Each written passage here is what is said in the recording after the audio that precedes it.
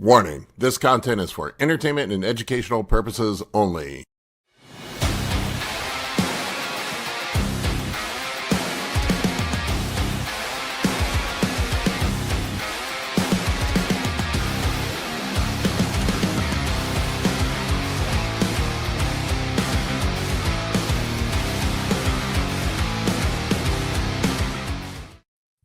What's up, everybody? Hey, guys. Good morning.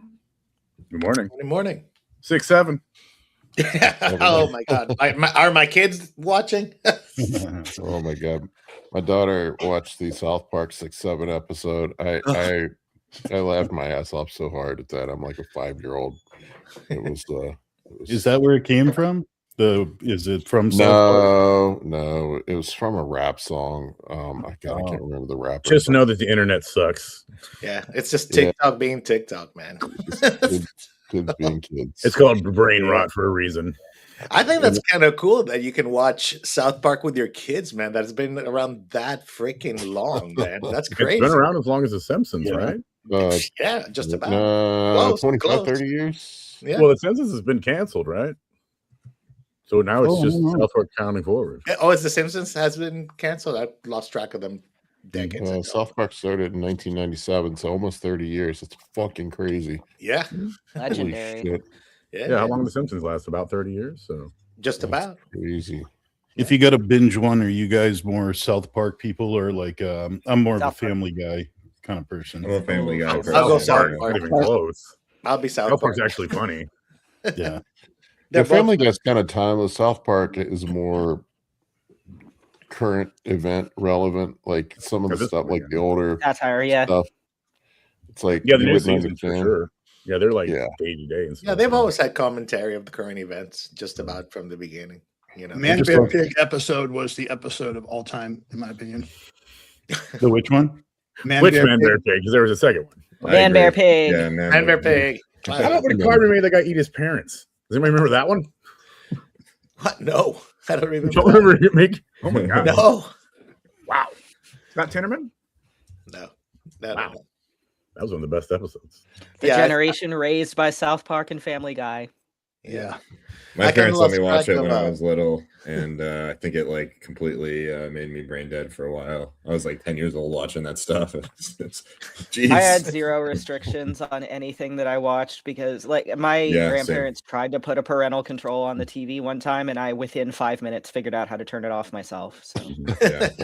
My dad was funnier and dirtier than anything you could put on television. That's why. There we go.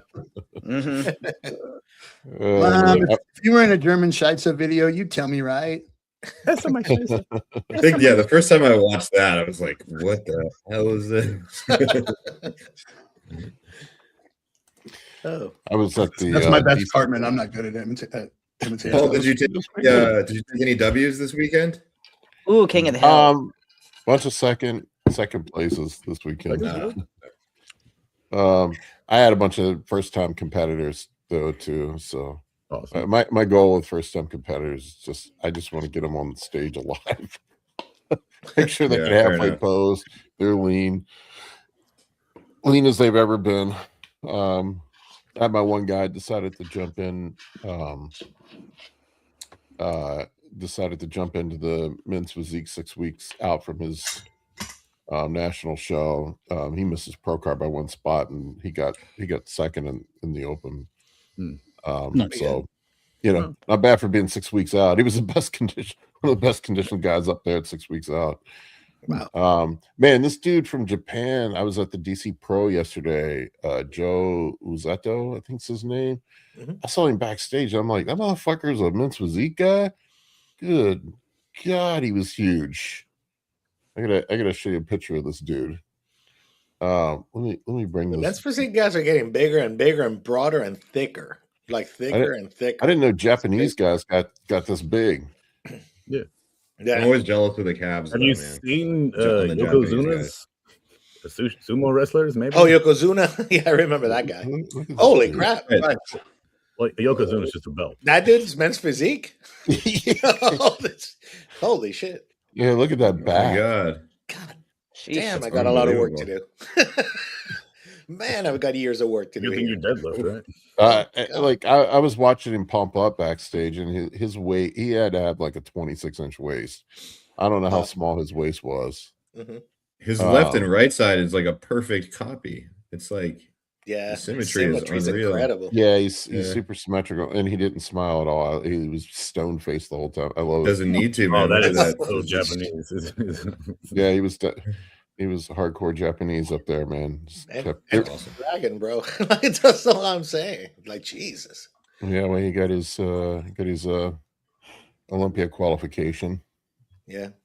Now tell me you like to deadlift without telling me you like to deadlift. They had I'll tell you, the point, going back to the point system this year has been great for shows. There are a lot more guys showing up and competing than last year.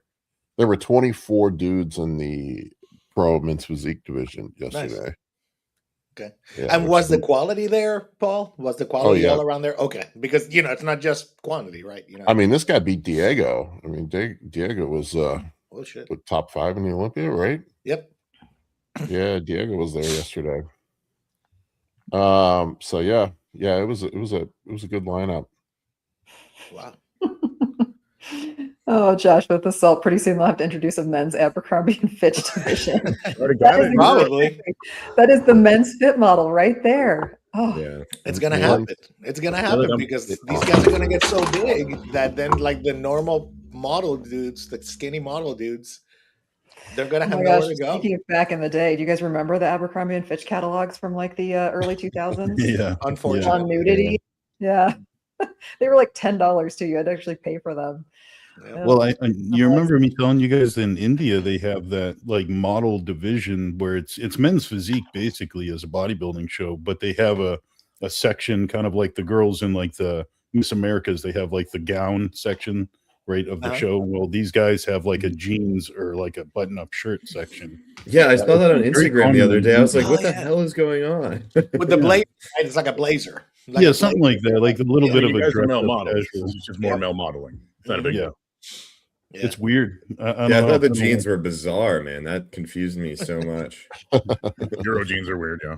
And they're like skinny. They're like skinny jeans with like with like rips in them and stuff. I don't know. It's just a bizarre look, man. On stage, it was weird. It's the ultimate hide the legs, bro. Yeah, cover them completely, top to bottom. Yeah. Molecular. What are you a fan of when you look at bodybuilding? Are you kind of like a open fan or classic? Are you like men's physique, or what do you really kind of gravitate towards? I'm an open fan. I like the freaks, man. That's my. I mean, I don't know.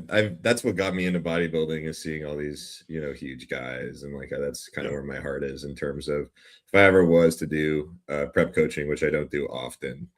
I think the open is something that appeals to me specifically. I think it's just the extremes, like where you can push it, like just the the carbs and all that kind of stuff. It's so exciting. It's like any sport, you want to, go to the extreme and do that kind of thing. So that's kind of where I find interest in it, but I'm by no means a prep coach. So, and I don't know, frankly, how you have time to do all this, Paul. It's incredible. I mean, just kudos to you. I don't, I just do it. Yeah, just do it. Yeah. He doesn't sleep. That's the secret. He doesn't sleep. I just work all day, every day. Yeah. I'm prepping less people this year than I have in the past, but prep's a lot of work. If I were smart, I would just do fat loss clients, but I just love bodybuilding, man. Yeah. I was talking to Marky the other day, Marky Vinch, and he's like, I just respect his love for bodybuilding so much, because he like doesn't have to do prep coaching, obviously, but he just loves doing it. He flies to all of his clients' shows, and he told me he spent like 30 grand on plane tickets last year, which is just crazy.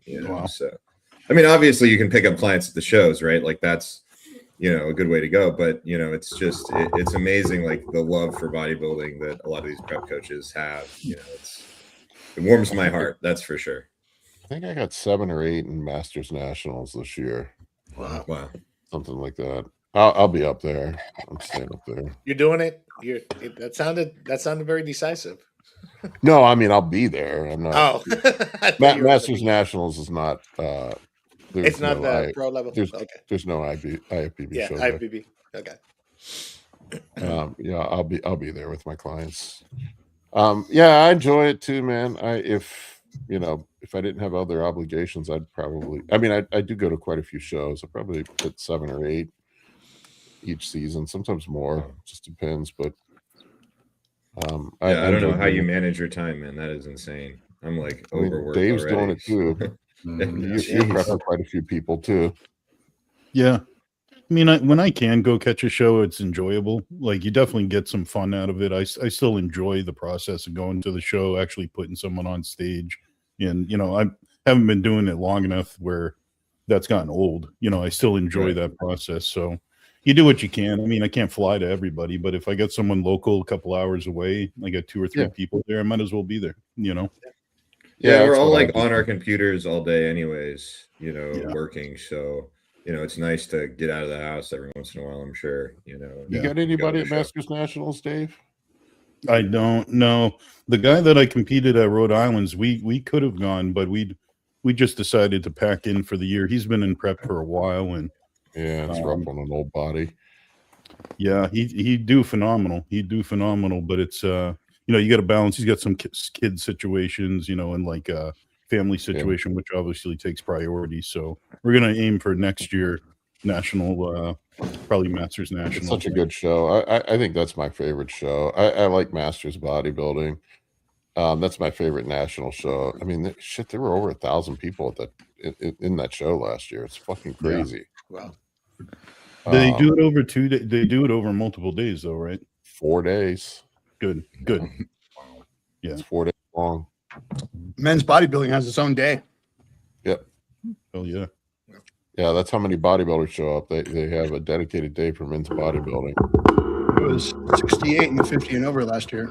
Yeah, almost 70 dudes in the over 50 last year. It's fucking crazy. It's getting big. That's what I love about it. Like, bodybuilding is in the last few years has been just getting huge, as a sport. It seems like everybody's doing it.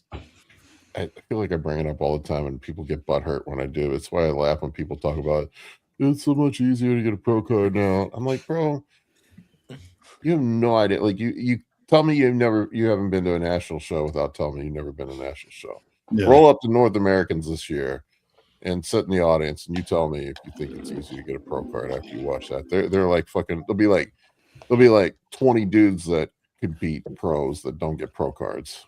There's just more people. Like, the best pros are still going to be the best pros, even if there's more opportunity because there's more people. It's still just going to be the best at the top. Yep.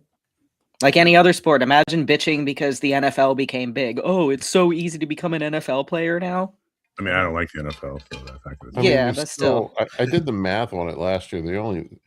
It's only like it's a couple hundred open pro cards. I think it was a couple hundred pro cards between open and classic that they give out each year in the world, and there are fucking 8 billion people in the world. Yeah. I have to find. I think it was like more people were drafted in the NFL every year than get pro cards. Yeah. I heard that recently. Mm-hmm. Yeah, I'd be curious what the actual statistics are. I'm sure we could crunch them.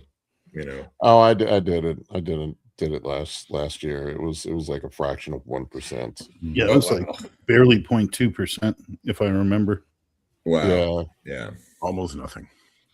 Yep. There's more than, was it 4 spots? It used to be like 20 years ago, like total.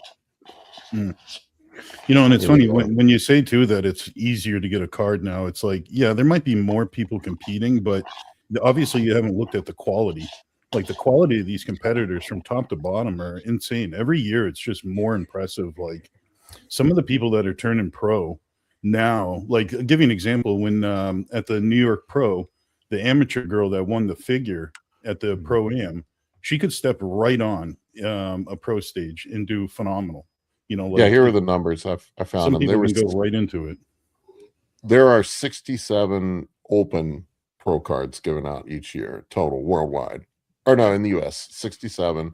It's about 746 people registered in the NPC as a bodybuilder get the pro card.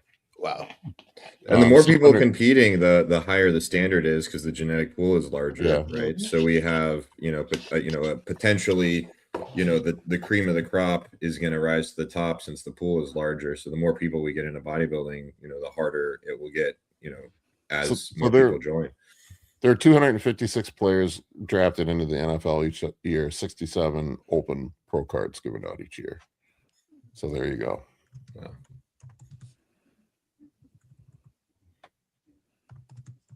Yeah, I always hate that narrative. It's easier to get a pro card. That statement comes from guys who plan their first cycle of 300 tests and say they want to make it. I always notice it's always the dudes that don't have pro cards that say that too. Anyway, I don't mean to get on that rant again, but I went through and crunched the numbers. There's something like 30,000 competitors registered in the NPC. It's pretty crazy. How much money are they making?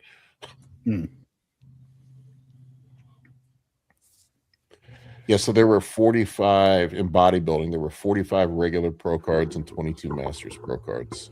Wow. In open last year. Yeah, it's hard. It's pretty hard. Yeah. So, and there, 350 million people in the United States. Do the math. Yeah. Let's do off the 30,000 or whatever NPCs. Yeah. So you can do the math there. William Bonac won yesterday at the France Pro. Oh, he looks good too. Yep, he always looks good. When does William not look good? Yeah, true. I mean, he's pretty consistent, I think. If you're waiting for him to age out of the game, you're gonna have to wait a long time because that dude's got to be in his mid-40s, right? He's 46, I think. Wow. He looks phenomenal, though. He looks incredible. I mean, he just shows up. I think it was a cool battle of conditioning. I liked the matchup of Sasan versus Bonac. That was cool to see a comparable group. They're both known for really good conditioning and well-peaked physiques. I'm a fan of Sasan as well. When do you guys think it starts to go down as as you age? What's the is it 50? Is it 60? When does it become harder to put on muscle? Because most of the guys that I coach are pretty young.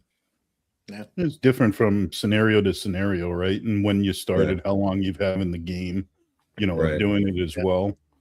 I'm sure genetics are a factor too. Some people age a little faster than others. I put on 60-some pounds of stage weight in my 40s. Yeah. I just fact checked myself. He's 44. Wow. But still. I'm not sure what he's doing with this posing routine here, but it's interesting. It looked like he was coming up with it. He's William's always high as fuck too. Oh, is that the guy, the Detroit pro? That was okay. Yeah. He just don't. Okay, that guy was so high. I remember him being so high. I was like, oh wow. I like this guy's legs too. Honestly. William's great. Yeah, he's very bubbly. Yeah, and speaking of, that's the other thing. I keep hearing the as we get older, that legs tend to disappear. But I don't know. There's a lot of us old folks that have been able to maintain, man. I think it's more the butts. No, it's the glutes. Is it the glutes more than the quads and the hamstrings? I don't know. You guys would know. But that's what I've seen. I would not know. Yeah. I think a lot of it's dudes end up with nerve damage in their spine from heavy squatting and deadlifts and shit like that, and you aren't firing everything 100% in your lower body like you would when you're younger. Because it seems like older guys can grow their upper body. That's the only thing that would make sense to me. I don't know. I mean, your knees suck when you're older. Probably know. That's true. Your knees do start kind of talking to you as knees play a role in it, but there's ways to work around that. Like you can do sissy squats. You can.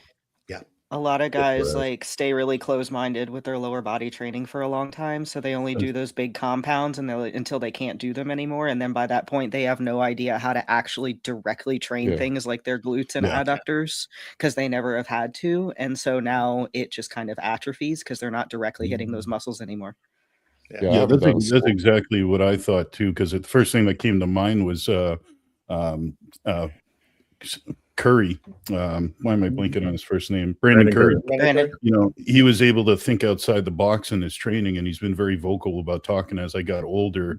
Learning to connect with the muscle was far more important than staying dogmatic in what got him here. You know, he understood that achieving the mass is one thing, and I can train a certain way to do that, but I might need to alter things to progress a little bit further, look at angles and kind of connection, and rather than just relying on strength. You know, when you're younger, it's a little easy to grow when you can just push, you know, heavy weight all the time. You know, that's why Keon Pearson got really, really good too, is because he, you know, kind of switched over to that style of training, which, by the way, was credit to his wife who coached him into that better training, or his fiance, whoever it is. I've also never understood why guys like the legs. Like I've never understood why you just lump it all in on one day. Like you could train your glutes, your hamstrings, your adductors, your calves, your quads, which are 4 muscles, all that on one session. Like to me that also, and then you so the bro split. I mean, I see the girls do it all the time though, where they just go hard on the legs and just blow them up. Yeah, but they split them up usually. Yeah, and a lot of times they're saving a lot of volume by not training their upper body a lot. Like, say if we're talking about wellness girls, they're doing like 4 times a week legs, but they're barely doing upper body. They've got a lot of recovery budget to do that. I think women recover faster too. I mean, yeah, there's studies that show that, right? Yeah, I think we can take more volume. Yeah, and the other thing too is like, you know, if you're, you know, it like what you're saying, like if you do a hamstring priority and a quad priority and an abductor priority, or whatever you want to do, you can split that up into 3 days. You know, you don't necessarily need to hammer everything in 2 days. It's kind of, and that's why like the 6-day splits are so important, because you can split that volume up across the week. And that's what I do. I do a 6-day split. My client, my bodybuilding client who I coached into the Tri-City with me, I've been working with him for 3 years to bring up his legs into proportion. I've had him basically on a wellness girl split for a couple of years now. He's been doing legs at least 3 times a week with, you know, less upper body volume, and it's just spaced out and separated. Yeah, with Garrett Runvas, we grew his legs. We did a 4-day a week leg split with a little bit of upper body in there. So it was 6 days total, but we did 4 leg days. So I just alternated between quads and hamstrings and just hammered the crap out of them. Yeah. And I think he put on like almost 15 pounds of muscle on his legs in like 8 months or something insane. And you got to think about, like, it doesn't even have to be 100% a leg day. Like, you can sprinkle in some of your like smaller upper body volume on those days as well and spread that out some more. So it doesn't have to be just all my upper body is only on one day because I'm doing legs all the other days. No, not necessarily. You can distribute volume anyway. I would say I'm a newbie. I do 4 days a week, and I just do legs every day. Like I have quads or hams or quads or. Think about how the average gym bro trains though. They do a bro split. It's 4 days of upper body, 1 day of legs. That's it. Yeah. So I used to do before doing what I do now, which is the Paul style, the 6-day, you know, push pull legs, breast push pull legs. I split it up though, just to clarify. It's not legs. It's one of them's a quad dominant. Yeah. The other one is glutes, hamstrings, adductors. That's it. And then same thing with the upper body. I have a delt prioritized push workout and a chest prioritized workout. So it's an AB style of push pull legs. Yeah. So I was gonna say, so what I used to do though before was full body, 1 day on, 1 day off, and that grew my legs a ton. It was bizarre. Well, it's more leg volume. Yeah, exactly. But it did grow the legs, you know. So at the end of the day, it's just like how much volume can you stuff into a week?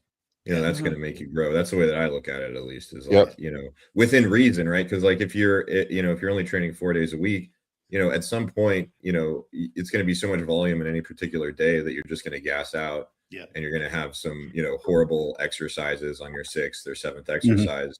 You're just not going to be able to push it. So it's all within that context, is like increasing the frequency as much as possible and then trying to prioritize the volume week to week, you know, hitting things frequently and just stuffing in, you know, maybe, 14 sets of quads a week, you know, something crazy like that, 20 sets of quads, you know, you can really blow things up if you just, chuck volume at stuff, and given the exercises are high quality, I think that's what I ended up finding out by doing that was you hit a point, at least I did, where I just started to not recover, where like the volume was so much that even though the effect was good, Right. the joints, especially as an older person, the joints started talking, I think injuries, but you just got to deload really frequently, like Yeah. when that's the case, and I think, Well, if you can, exercise selection plays a role in that too. Yeah. And I think too, it's fair to look at that, when it comes to bringing up a body part, like we're talking about lower body training, right? Guys are very easy of having their finger on the addition button, of always adding volume in, and they never really consider, where do I have to put something as minimum effective volume or maintenance volume? Exactly. You right. have to play Exactly. with subtraction as well as addition, and that's what happens when you have these specialty blocks where we say, hey, we're going to spend 12 weeks of focusing on lower body. If you put something in, you still have to make room by pulling something out, or bring in, let's say you have great shoulders and chest. Try to put that as minimum maintenance volume, however you want to call it. Tanya and I talked about that a while back, and it's really, I think, a problem of people just spamming volume, which is fine. But then you get scenarios like Gonzo, where he obviously needs to pull something back rather than just fitting in a recovery week that's like a emergency recovery week all the time. And that, you by can't the try way, to grow Dave, everything at once. Dave, by the way, that's exactly. exactly what happened. It got to a point where, like, every 2 months or so, every 6 to 8 weeks, I had to take a week of completely off, just because the joints were just, I couldn't sleep. It was that bad. So maximum recoverable volume and budgeting it and stuff is a skill set like everything else. Though a lot of newer lifters just don't have it. They don't know when they're overtraining, when they're undertraining, more likely undertraining, or they're maximizing their capacity to create muscle stimulus without creating systemic fatigue. On my coaching spreadsheet, I have it calculate weekly volume for each body part, and then I have ranges for minimum effective volume, maximum recoverable volume, all the stuff in between, so I can kind of decide, like, are we hitting enough volume to at least keep muscle on this body part while we prioritize, say legs or something, which kind of allows you to, build those ranges out, for people. But it's different for everyone, obviously. Some people, will shrink on 3 sets of chest a week. Some people you might have to do, 6 or something like that. But I think those general guidelines, for MV, MEV, MRV, all that stuff, I think is really important in the programming, because, it's something that a lot of people don't really quantify directly and just kind of make it up, and if you try to do that, you may not push something hard enough, or you may shrink a body part accidentally by not having enough volume on it week to week. So if I can add when I make go ahead, Dave. I'm sorry, I was just going to say, if I could add one other thing too, is dropping all of the needed extra volume immediately right away is always a mistake I see with people. So like plugging in, say you want to plug in like 6 more working sets for lower body throughout the week. If you just jump right to 6, that's usually it's a mistake. Like, it feels great for the first couple of weeks, and then you're immediately into hitting a wall. Putting in a small amount, seeing how you recover, then making the next decision based on that feedback and going up. People need to have some patience too. I just see those as being very easy mistakes to be made by coaches as well. Volume progression is so key. Like, you just can't, like, if I try and throw, say 15 sets of quads at you from the jump, like, you're just going to die. You're not going to be able to walk the next day or for the week, potentially. So, progressing the volume week to week as you get through a mesocycle is a huge deal, just because, that it's like a dose response thing. It's like you think of training as a drug, right? And like, you increase the amount of drug as you need more growth. And you wouldn't just take, 2,000 milligrams of test from the jump necessarily, you'd ease into it. So having that volume progress slowly is something that's really important, because you're just slowly increasing the stimulus as you progress through the training block, essentially, week to week. And especially at first, there's probably a lot of training improvements that need to be made, and improvements to your training quality that is literally going to be a volume progression that need to be handled first before we even think about adding more volume, right? Like with new clients. Yeah. You mean like better technique, Tanya? Is that what you're thinking about? Getting more efficient at the actual movements, etc.? Is that what you're referring to? Okay. Yeah, and especially with lower body, even more so than upper body, I find that it's almost never more volume that you need. It's improvement in what you're doing because the training quality is probably not there where it needs to be. And if you Got get it up to equivalent of what you're probably doing of upper body, because most people are not training their lower body as well and with the same quality and intensity, you'll find that you don't need nearly as much leg volume as you think. So Yeah, better and that's- form, better range of motion, Better intensity. And better intensity, better pain Better tolerance, intensity. better ability to stay locked in a really, really hard leg press set almost to failure. Most people can't do that for years. Mhm. Yeah. You know, that Yeah, pain and- tolerance and- factor you mentioned is something else that I never realized was like such an issue for legs, because I find legs Because they're just bigger easy. muscles, so they Yeah, obviously hurt more. but I never realized like how much of a factor that is for a lot of people that have issues with leg development. It's that pain tolerance. I never put it together that it's because of that size of that muscle, right? And how much Sure. stress you're putting A on bigger it. muscle fatigue. Right. Then you get guys like me who tear tendons and ligaments and keep going. Well, I think as a coach too, if I could just push one last point, as Tanya makes a good point, is that should be the order of operations as a coach. If we're trying to improve something like a lagging body part, again, lower body, let's say, and we're trying to increase volume, their first order of operation should be to audit the training that's already in place. Make sure, is there gains left on the table with what we're already doing? I would Because audit their that's stress time- first. Their what? Life stress first. Sure. All those Sure. recovery factors come into play, right? Before you start spamming volume and just saying, oh, well, this is obvious, just add more. Well, can we No. get more out of what's already here and be more efficient? I mean, I love the idea of what you're advising, because what you're advising is a way to get more gains with less overall fatigue, tiredness, etc. It's a matter of Time. efficiency. So you're Yeah. actually force multiplying your effort. You know, it's great. I think I- so I many people talk about- too with this higher volume training, like just don't take proper rest periods because they don't record their workouts. That's probably You know, part of you'll- it. Yeah. I feel like a lot of people though like wait like a minute on a leg press and then like hit the next set and then their That reps would be drop. part of auditing your Yes. training. Yeah, it's like Yeah. it drives me crazy. Yeah. If I were going to guess, I would say 95% of people don't do enough. They don't Absolutely. train hard enough. They don't do enough volume, both.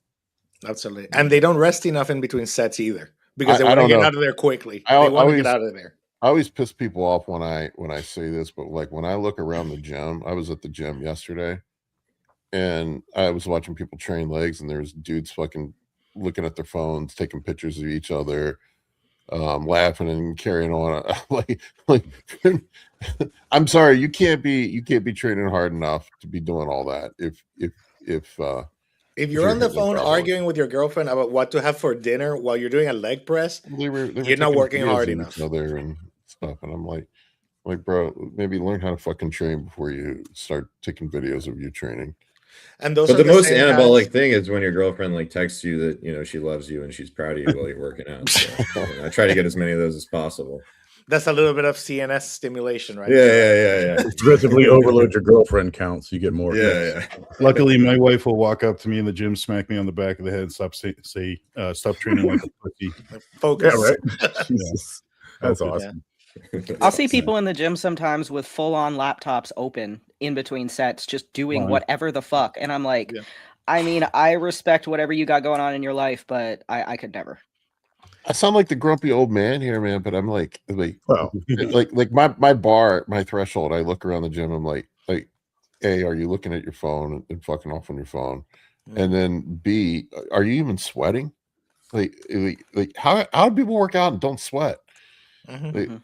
Like you I can't should be see. training- I should see veins popping in your temple. You know, I should see you like can't be you can't be training- smiling. It's not gonna be. Normal people don't really smile under. Some do, I guess.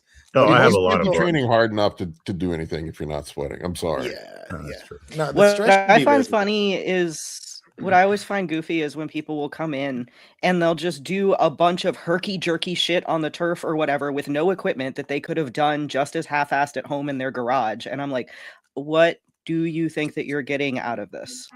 Some But that's people because they sweat don't have a lot. I plan. don't fucking buy that, man. I played sports in college and everybody fucking sweats. Yeah. If you're doing it right. If you're expending enough effort, you're going to sweat.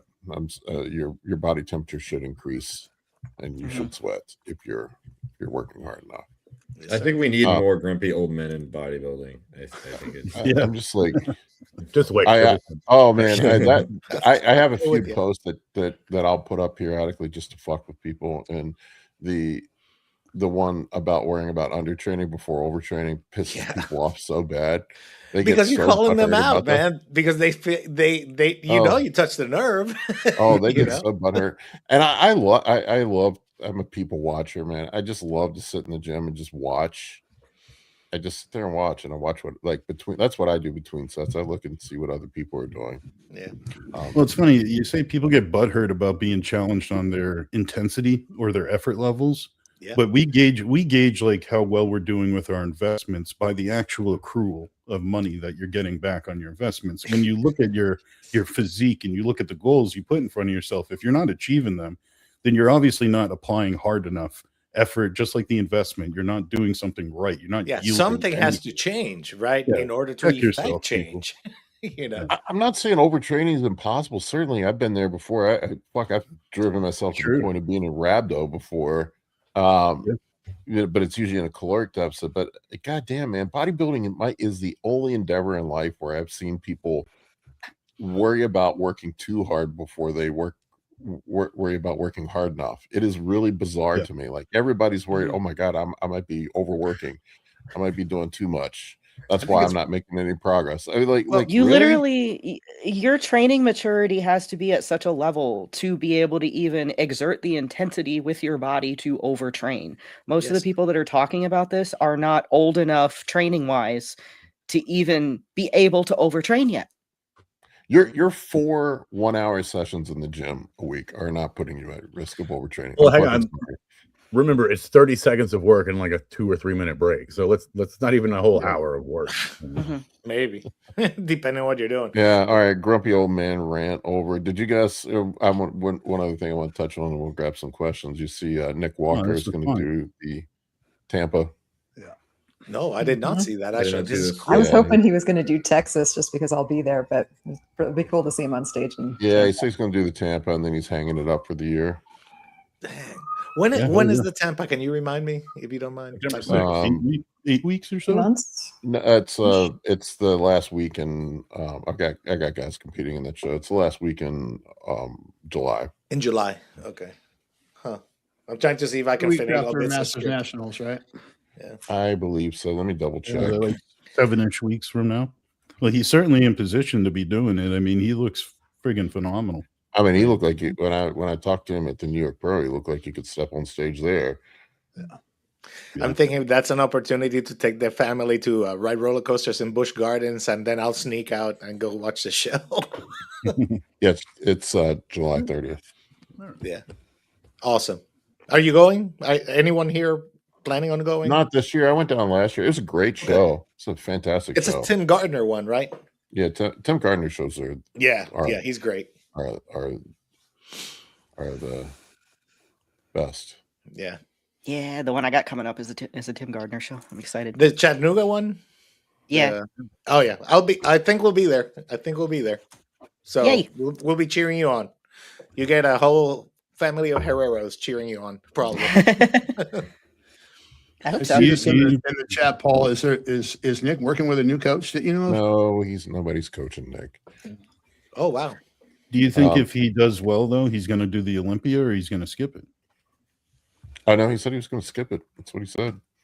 Really? See, I wonder why. Like, why do it though? Like, I get where he's in position to be able to do well. I mean, he's in great shape. He'll probably win the show, but it's just like, why? I don't know. Why do that? It doesn't that take away some progress for the next time you want to get into the Olympia, or maybe he'll change his mind after the show. I don't know. You know how it goes, man. With shows, sometimes, guys could be just feeling beat up. I mean, he's been pushing himself for a long time. He might just need a break. Well, if he's listening, I'd love to see you crush it at Tampa and go right to the Olympia and take a crack at it again. I don't see why not. Absolutely. Yeah, I mean, you want to. I agree, Dave, the fact that he's had to miss out on 2 Olympias for things that were kind of outside of his control. If he's healthy and feeling good and looking good, Like, Sure. why not do it? You don't know how many more options you're going to get. And who knows, next season, he might injure himself right before, like he did in, was that 23 Yeah. when he tore his? Yeah. Yeah. I mean, there's just, you never know. You're right. yeah. And it might be his best opportunity to shut some mouths. You know, some people that are giving him crap, go show up at the big stage. And I know he can do better than where he did last year. And I don't think he was for proud sure. of or fully like on board with how his performance was last year. So go give it another shot.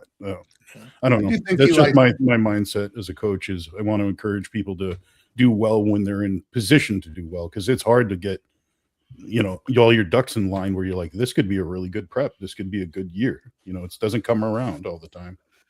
I do think he likes to keep people guessing. Sure. Yeah. Well, that's true. That's true. And the other thing is, like, to be honest, man, it's wild that he does the self-coaching thing at that level because, man, I mean, as an amateur, I couldn't imagine trying a local show without a coach at that level. I mean, that's just, I mean, non plus ultra. That's beyond. And the last couple of times he's looked really good, really, really good. And that was self-coached, right? The last couple of times. Last few shows, yeah. I think Right. somebody mentioned, Tina mentioned that I think Guy's sister Nino helped him a little bit. You know, as you'd expect, he's probably got a friend helping him with a set of eyes. Oh, I mean, okay. He's But not I'm gonna sure he has have like 20 somebody people in his corner with, you know. Yeah, I think Yeah. That's what all the most of the self-coach top people Yeah. do is they're Well, don't ask your self-coach, friends but they've to got do it. 3 or 4 different coaches that they have second Yeah. eyes for that they send their check-ins to every single day. I think ultimately he's you know, from what I understand, he's making the call on his own Yeah. shots, and then he gets advice from people. Yeah. That's what I understand. Yeah, the check-ins is the part, especially like with the way our brains mess with us as we look at pictures and stuff. That's the part where, like, man, you need that objective unless person telling unless you. something's Oh, yeah. changed. Yeah. Well, I think the tough Oh. part of self-coaching yourself is actually keeping yourself from doing stupid decisions. Like Yeah. you can usually Mhm. get yourself there. It's at the end. You start playing mind games with yourself going, maybe I got a special trick up my sleeve this time, where a good coach would say, slap you and go, no, this is Or maybe Stay I the need course. something not what we do. push right now. And, Yeah. you know. That's the I'm eating difficult. 300 grams of carbs a day right now. There is no fucking way I would have made that decision on my own at 3 weeks out. Perfect example. And it's Yeah. a good learning lesson for you, you and- know? This guy is insistent that Prob is coaching Nick. Until I hear Nick say that himself, I'm calling BS on that one. We'll I'll call it- ask him if the you're next time I watching. talk to him. We'll call it rumor. Yeah. I don't think anyone's that's fully a rumor. coaching. Um, Well, there's certainly nothing on Instagram that would indicate that that's true. no. Well, hang on. Do you want Nick Walker as a client publicly? Oh shit! Yeah, why not? Who wouldn't? Who wouldn't? I'd be man? a little. I don't know. Well, the one guy Wilkes complains about it quite often. Not as much as he used to, but Well, he was coaching. Yeah, he He was was. his coach, right? He was coaching. Yeah, he was coaching, and they parted Yeah, ways. for Olympia. Kyle complains about a lot of stuff. that's fair. Fair. You know what? Yeah. Touche. Very fair. Very fair. Yeah. All right, let's get some questions. There were some people that paid for Those are great questions. ones, yeah. Oh. There were. The first one was actually an update from Big Dad Energy. Big Paul and Co. I asked about health phase lipids about a month ago. Wanted to share my progress. In 6 weeks, HDL went from 21 to 35, triglycerides 134 to 38, ApoB 90 to 78. He added in some lists. Omega-3s, psyllium husk, citrus bergamot, and niacin daily have done wonders. Hell yeah. That's awesome, Big Dad. Very, very cool. Yeah. I will that's- say that niacin, even if it does lower your LDL or ApoB, isn't actually associated with reduced outcomes in terms of cardiovascular disease. Josh has been saying that too. Josh is There you go. validated. Josh, you're celebrating. Yes. He's validated. You I validated. wasn't even going to Josh. say anything. I'm so tired of talking about it. I was like, somebody Yeah. get it. Can you explain that a little further? Like, Yeah. then It why makes is your everybody- numbers look better, but they're not better. They don't give you any kind of curative or life-saving effect. So it And affects the reading, but It's not the actually more actual. harmful than good. Yeah, there's a lot of drugs that will affect, for example, they'll bring down your blood pressure, like clonidine, the alpha blockers, Sure. stuff like that. And then you don't actually see, improved outcomes, directly from that. So it's kind of the same thing with niacin, where like the actually, like they gave people a ton of niacin, with high LDL cholesterol and didn't actually see a reduction in cardiovascular disease risk or plaque buildup or anything like that. So just because the number's lower doesn't necessarily mean things are improved. Yeah. In your underlying. opinion, is there any scenario where niacin supplementation is beneficial, or is it just like No. forget it, just get it out forget of it. here? Yeah. Okay. Yeah. I wouldn't use it at all. Yeah, Probably. I mean, but- for him, I would say swap the niacin for ezetimibe. That would be better. Nice. All right, let's grab next question. The next one was also a paid question. This one's from Ryan Backer 8126. He said, just finished cutting using 25 milligrams of Test E daily. Estrogen got up to 85. Wanted to start my bulk and increase dose to 50 milligrams. Would it be better to use an AI, Primo, or Equipoise to control estrogen? It's his first blast. Well, he didn't watch the Equipoise video. Yeah. Right. Any of the Equipoise videos at this point. What's his body fat percentage right now? That's a good point. Right? Because that might color the answer a little bit. You're gonna have to see what happens. I mean, I personally like running. If I'm going to increase doses, personally, I'd rather run Primo. But there's nothing. Guys seem to be terrified of AIs. I mean, if you need an AI to bring it in range, use an AI to bring it in range. But I would see where you're at in 6-8 weeks and make an assessment there. Yeah. But if you run Primo with it, your Primo is going to suppress the estradiol to a certain degree. Paul, would you consider his current body fat percentage, whatever that is, a factor? Because if he's at 10 versus 15 versus 20, it's impossible to predict. Right. The only thing you can say is since he has less fat now, his estradiol will probably be less high, but you can't say for sure. But he might just be at a saturation point at 85, and he might not need an AI. So he should have an AI or Primo available or EQ, whatever he wants. I don't know. Usually 85. I don't feel too good at 85. 85 is the upper limit. Yeah, for sure. Yeah, once I get past 60, I start getting erectile dysfunction and water retention and a bunch of issues. But everybody has a different tolerance. I don't. To me, that would be too high. Yeah, well, and if you're aromatizing at 175 milligrams a week, I mean, there's likely an issue there of some sort. Yeah, he may need to just get leaner, honestly. Yeah, because he said he just finished cutting, so maybe continue cutting potentially. If you're again, depending on where he's at, sure. Yeah, if you're aromatizing that much, I don't know, unless there's some genetic underlying thing. But assuming you're just a normal guy, maybe cut for a little longer.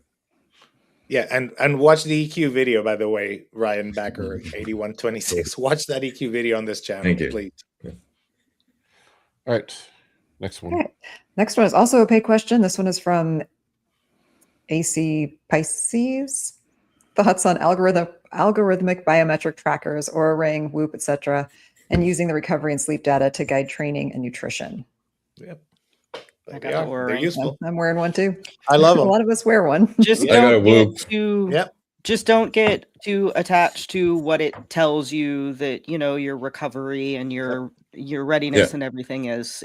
Take it as valuable data that you can look at trends over time. I like looking to at use trends. Mine mainly is to track my steps and activity to get a good baseline on that, and to track my sleep and look at those trends. And it's valuable. I don't look at it and be like, okay, it tells me I don't have high readiness, so I'm going to change my day plan or whatever. Right. But I look at it and be like, okay, this contributed to this correlates to this. And if you're really consistent, it can give you really good data. And it's got, at least the Oura Ring has a really good AI advisor now that's getting better and better. And it kind of looks at your data. It'll discuss things with you once in a while. You can talk to it back and forth about your variables, and it'll have kind of pretty intelligent conversations about that you can get some good data from. So it's interesting to just look at the data and notice patterns.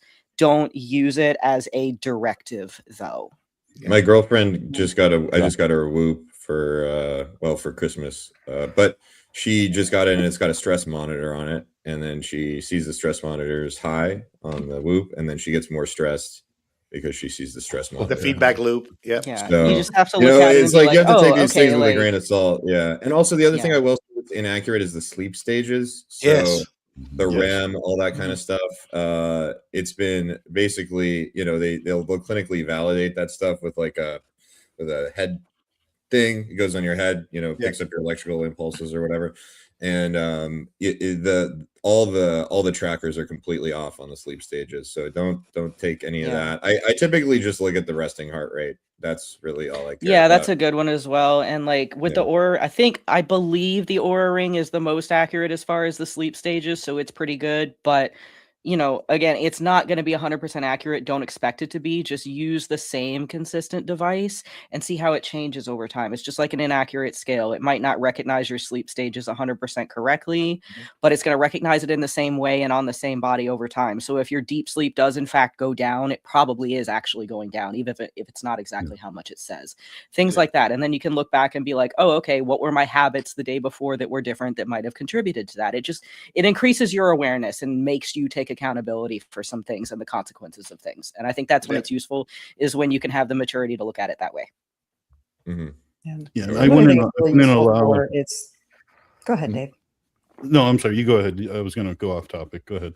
Oh, okay. Well, then I will stay on topic for just one more thing. It's actually really good for ovulation tracking. So for women who are trying to conceive, or men or women who are trying to conceive, it's really good.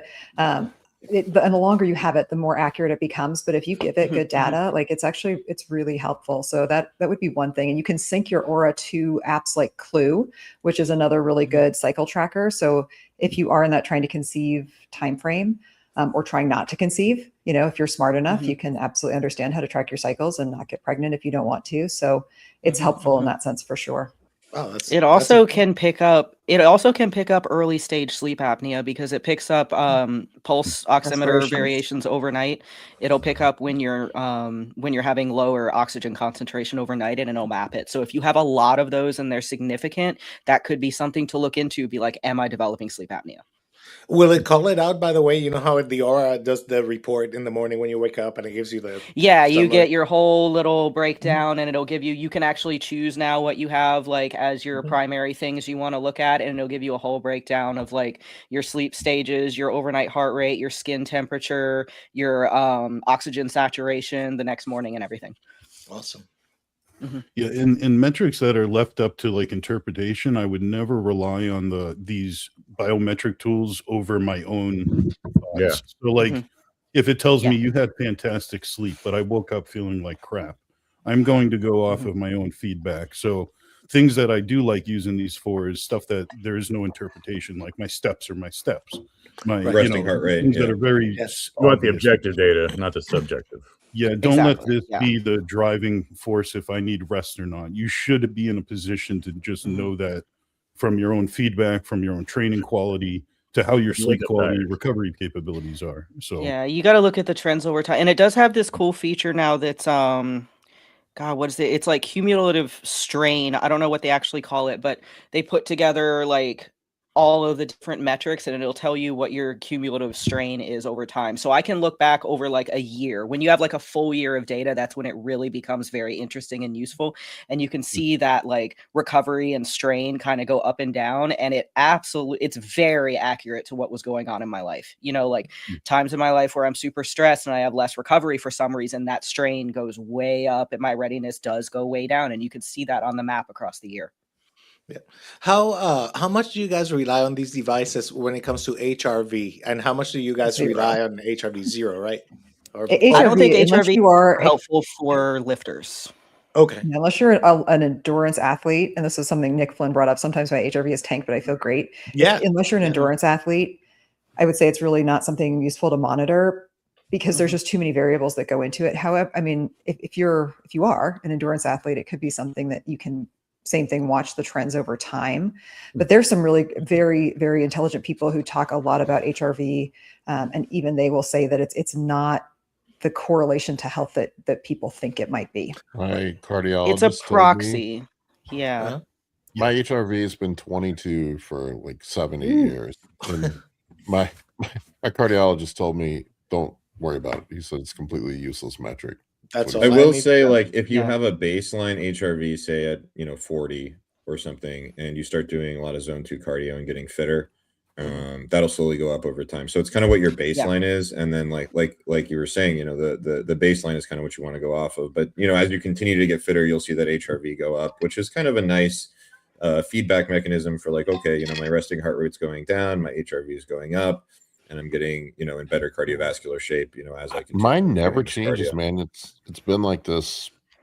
Normally, what makes it change the most, I've noticed, is your resting heart rate. So I'll see my HRV go down when my resting heart rate is elevated for some reason, because of some whatever exterior stress that is influencing that. That's what I noticed. That's usually what influences your HRV that much, is if your heart rate is up higher than it should be at night, then you're not having the variability between your beats that you normally do when you're more recovered. So it's a proxy for recovery because it's telling you what your resting heart rate is doing mostly. You can, I don't know if you can see this or not, but mine has been 22 average for the last year. Mine's usually in like the 40s. Other people's can be in the hundreds. It's very genetically variable what it is. It's more about what I your stick around baseline is. 160-ish, usually 160. And it's super variable.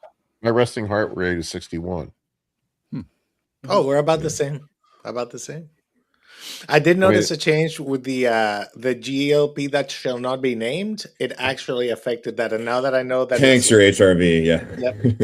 But that's another thing to mention is that like the HRV is kind of a sign of, you know, being in a sympathetic state and being sort of relaxed. So if you're taking parasympathetic, you mean? Sorry, if you're taking drugs that like, you know, put you in sort of a fight or flight state, like Clen or Retta or things like that, see the HRV go down, and usually that's a sign that like maybe shouldn't be doing this for a long period of time. And that's another thing that us in this particularly need to pay attention to, is like the exogenous drugs and influences that we take that influence those things. Because if you're taking Clen, if you're on a caloric deficit and you're putting that stress and strain on your body, your Aura Ring or your Whoop Band or whatever is going to start heckling you because those metrics are sliding down. But you have to be realistic enough to be like, okay, that makes sense because I'm taking these things. It's not actually as much of an issue as this is telling me that it is. Just take it in context. Yeah, totally.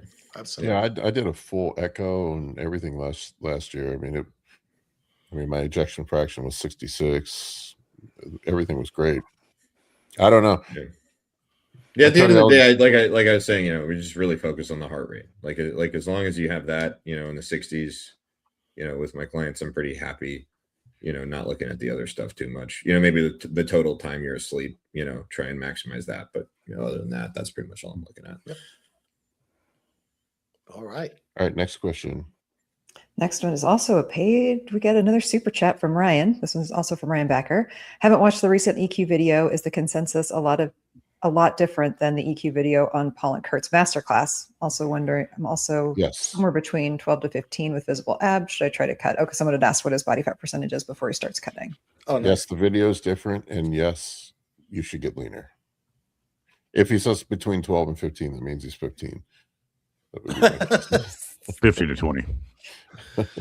Not to beat you up, Ryan, but most people severely underestimate their body fat percentage. You can have visible abs at 18 or 20. Yeah, easily. I'm at least 25. Some people genetically, for sure. Yeah, I would just get as lean as you possibly can get, man. You get to a point on a diet sometimes where the wheels start to fall off and you need to take a break, but I would keep pushing and get leaner.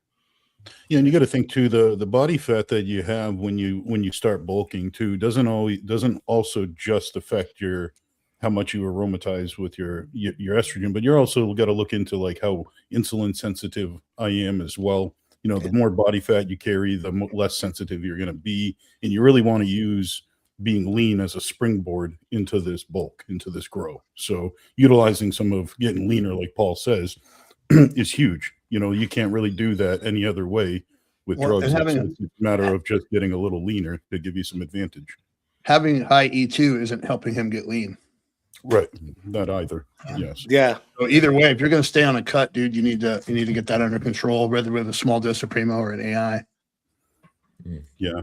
And just one last quick thing on when he had asked to using a different androgen or an AI, if you haven't pushed your testosterone as your next growth tool, I would get used to seeing what your capabilities are with testosterone, and in an AI, master that balance of AI and testosterone before you start adding another compound, and then you won't even know how to chase your estrogen later if the Primo doesn't do the trick for you. That's what I was going to say too. I think, especially if you're like near a TRT dose, just cranking up the testosterone a bit is probably what I'd do. Yeah, for sure. Yeah, absolutely. For sure. More test. Get the E2 under control, lose more weight. Yep. That's the plan. All right. So this was also a super chat. This one was from Son of Man. Wow. Updates on Molecular's trend deep dive.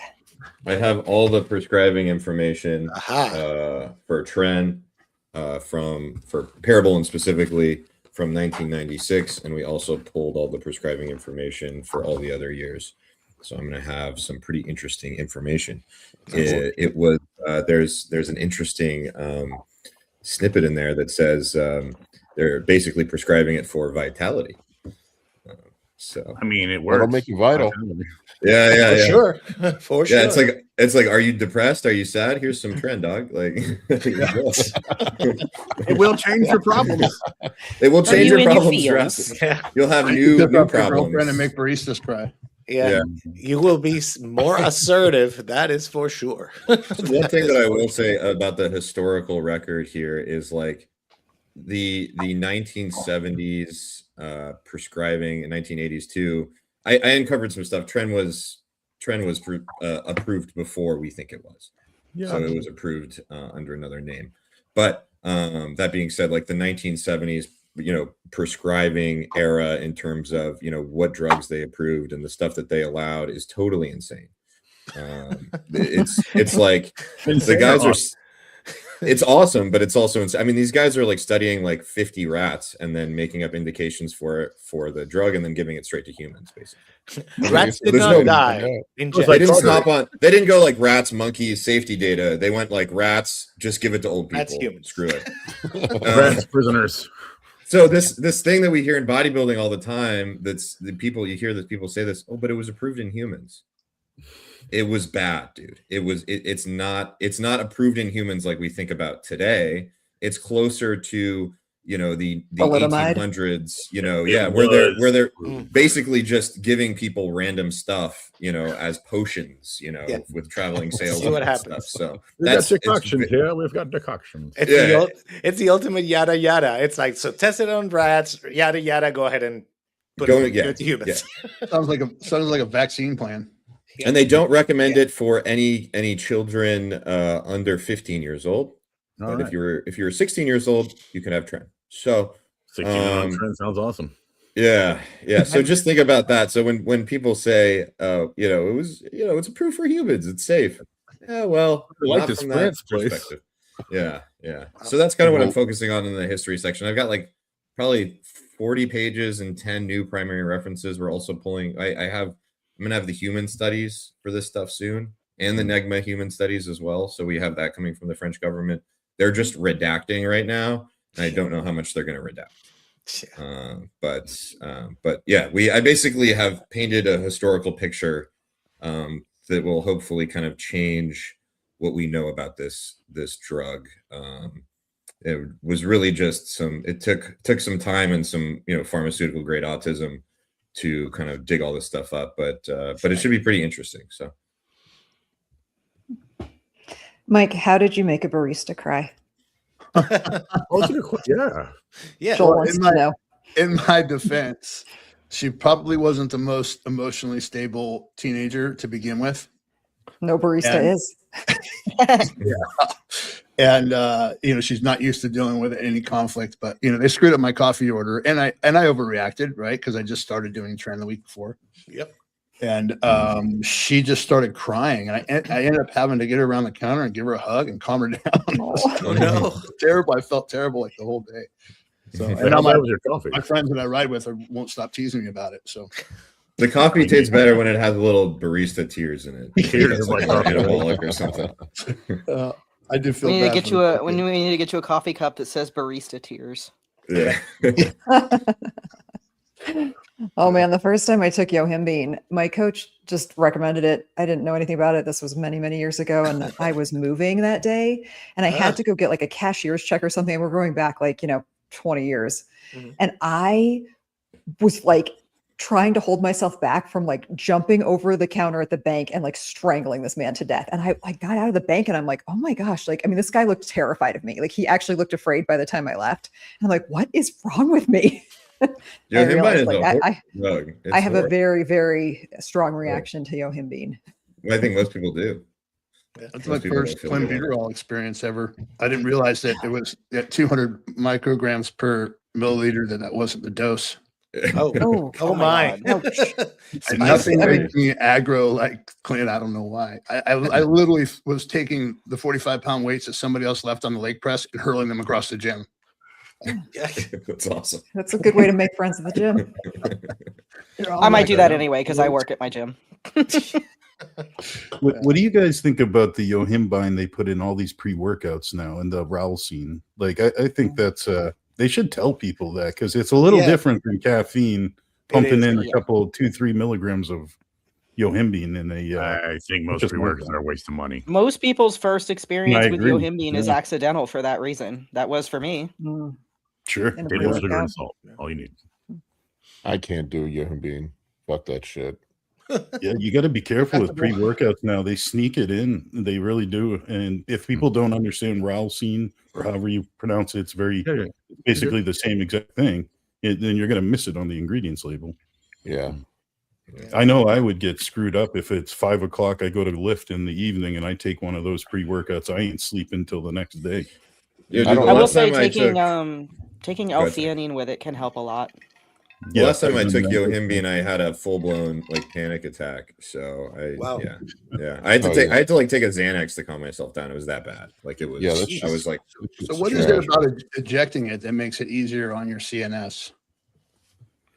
Ejecting Yohimbine, because I can't take it orally at all, but if I inject it in Helios, I don't really have too much of a problem with it. I mean, I feel it; it's there, but it doesn't totally wreck my CNS and make me a shaky, irritable mess.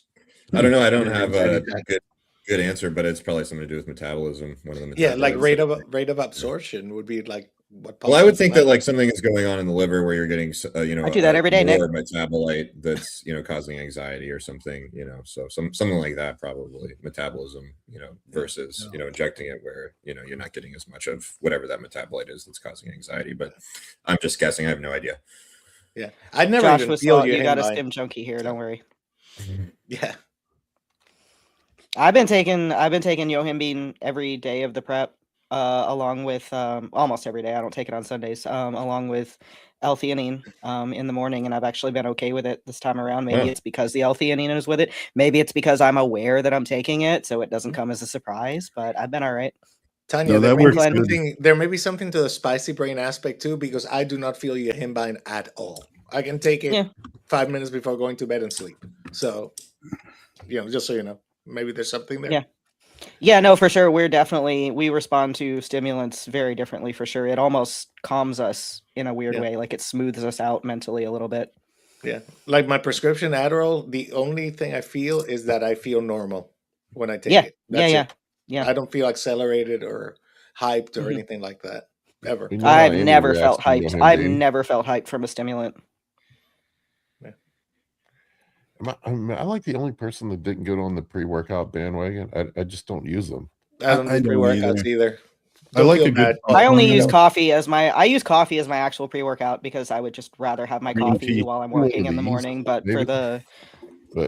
I only have energy drinks I like as a treat if I'm like on a road trip or something like that. Otherwise, I never drink them. But the Yohimbine I just use for fasted cardio. That's why I'm using it. Yeah, we need like artificial sugar for bodybuilding, right? Like you got to have a little bit. You're not a bodybuilder unless you get. I've got the Costco energy drinks. There's plenty of artificial sweeteners in this coffee. Oh, yeah. Good. Yeah, a scoop of high stim pre-workout is cheaper than a cup of decent coffee, though. Just saying. Not as good. That's true. Yeah, it's not as good though. Yeah. I really like green. I really like green tea and just making my own pump formula with L-citrulline caps, and really that's it. Salt and just some. Yeah. Did you just I say make my own pump water too. Huh? Sugar, salt, water. That's all you need. Molecular. I was going to ask you, man. Doesn't green tea have some negative impact on liver health, though? I thought I read that. Yeah, I thought the green tea. Yeah, in really high dosages it can, and like I actually found that out personally too. I was putting matcha powder in my like morning drink every day for like a year, and got my liver enzymes were elevated, and when I took it out, a lot of herbal supplements do that too. Like a lot of these guys are taking like 10 different herbal supplements with like ashwagandha, etc. And their liver and that gets enzymes processed by the liver too, guys. Yeah, and it's just like it's annoying because I don't know what the hell's going on half the time, and I have to take out all these supplements and figure out what's causing the issue. So yeah, I think anything herbal, generally speaking, sometimes it can cause, elevated liver enzymes or some kidney issues. I've seen it with ashwagandha, elevating ALT and AST specifically. I had a guy that was like 200 on each of those, and I couldn't figure what was going on. And he told me he was taking ashwagandha, and we took that out, and it came down within like a week. So, things like that, just too many herbal things, generally speaking. Is it the extract, like the green tea extract that you're worried about, or is just literally a couple bags of green tea going to get? No, I think it's the extract. Yeah, a lot of people like mega dosing the extract stuff. Oh, yeah, you need a lot. I mean, I wouldn't be worried about like a cup of green tea, probably. Yeah, but like that's all I do is a couple bags of green tea. Like does the AG1 full of crazy. I like to make iced green tea. I always have a pitcher of iced decaf green tea in my fridge. Is anybody sponsored by AG1 here or anything? We're actually intelligent. Nope. Yeah, that stuff is such a waste of money, man. I was in Costco the other day, and it was like $80 for a thing of that stuff. It's like, imagine just eating your fucking vegetables. Price. Yeah, you could just go buy vegetables. They're in the freezer section, dog. Like, and you know what? The people who say, "Hey, I want to have greens powder because I don't like vegetables," you've clearly never tasted greens powder. Yeah, it's better just eating the vegetables. Yeah, you get better. You get or just fruit. More fiber out of you it can have fruit too. That's also plants. Yeah, and that's just someone like tells me they're taking AG1. I just know they have more money than they know what to do with because it's like the most expensive, worthless supplement ever. I do like blue. You look like you take AG1. Derogatory. Yeah, exactly. There you green go. powders taste like hell too, especially compared to like a plate full of asparagus or squash or something delicious. Yeah. I like to insult people and write that one down. Or a poke bowl with a bunch of nice, like, unique Asian vegetables in it. Oh my god, I'll take that 100 times over some fucking AG1. Absolutely. Back to pre-workouts. Vegan Gains is coming for Greg Doucette here with his I can never say this. Turkesterone. There we go. Turkesterone is the most overrated supplement. Yeah. Vegan Gains knows what's up. There we go. I'd say I will say like most supplements kind of suck, right? Like there's a few that we take that are useful, but I mean I think generally speaking, like just taking less supplements for most people. Well, they're called supplements. They should be supplementing an already healthy or like filling a gap. Yeah, and I always, when I recommend supplements for people I'm working with nutritionally, I always tell them like, I don't see X, Y, or Z as a lifetime thing that you need to take. Like this is an intervention to like get you through this period or to help like regulate something. I don't ever want to have somebody think that they need to take a supplement that I recommend for the rest of their life, because if that's the case, then like I haven't actually addressed the underlying issue. Yeah, I recommend client supplements based on, periodic review of what their actual food log says that they are ingesting from their diet, what they're missing. And first, before I suggest supplements, I suggest food changes. And then if the food changes get them to the best we can get them to, then we fill in the gaps with the supplements. Almost nobody needs a multivitamin. And very few people if you do, there's bigger problems. Very few people are balancing micronutrients across their diet. They're just looking at macros. And when you actually look at the micronutrients, you probably don't need a multivitamin, if you're doing everything right for the most part. You can get it pretty locked in, just from diet, and it's going to be absorbed better. It's going to be, healthier for you long term. And I just think that's the way to go, not really reaching for these things first, but as blood work shows up, we can potentially throw a little extra in, if you need more vitamin D or whatever it is. I think that's back to what you said earlier, Molecular, you have all these compounded supplements now where you have like 7 or 8 different herbal things. Yeah, the proprietary blends. Yeah. Oh my god. Yeah, it's just marketing. Yeah. It may not be, it's probably redundant to like 7 other things you're taking. So I always like to take something individually, like rather than taking like a something that's combined 5 or 6 things for statins. I'd rather just take citrus bergamot or whatever. Yeah, exactly. And then you should audit it on a regular basis. Like go through if you empty a bottle, read it and double check it against everything and decide if you actually need to order more, because we just get in a habit. We've got auto subscribe on Amazon and it just keeps coming in the mail. And next thing you know, you've got a cabinet full of shit. It takes you a half hour to take. And it's like, you may not need all that. I did that with AI. I dropped in all my supplements to see if I was overdosing on things without doing the math myself, just checking things, seeing if I was taking way too much of a certain vitamin or mineral. And that's a pretty good tool. That's one useful way of using AI is you can dump all your supplements in and just talk to it and ask it to break that down for you.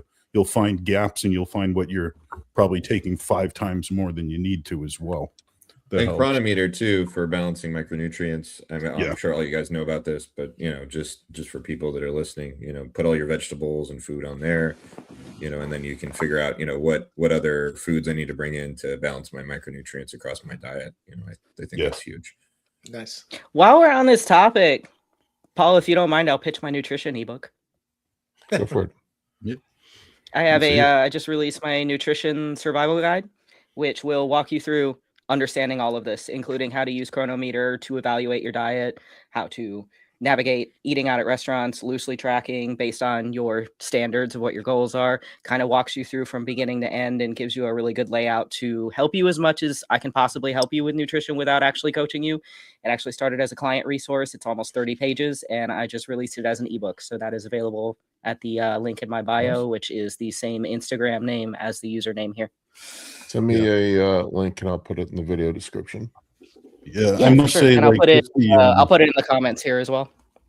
I must say, just the charts, some of some of the tools you have for like a hard gainer and helping them pick the right foods for like yeah, carb it's not just selection for food beginners, by the volume way. I do want to say are that is valuable. it's going to take you from a beginner point, but I have people who've been doing this for years and have tracked food for a long time who have learned a lot from this. Yeah, nice, badass. I know I get that all the time. People like I give some people the freedom to choose their foods, that can count macros pretty well.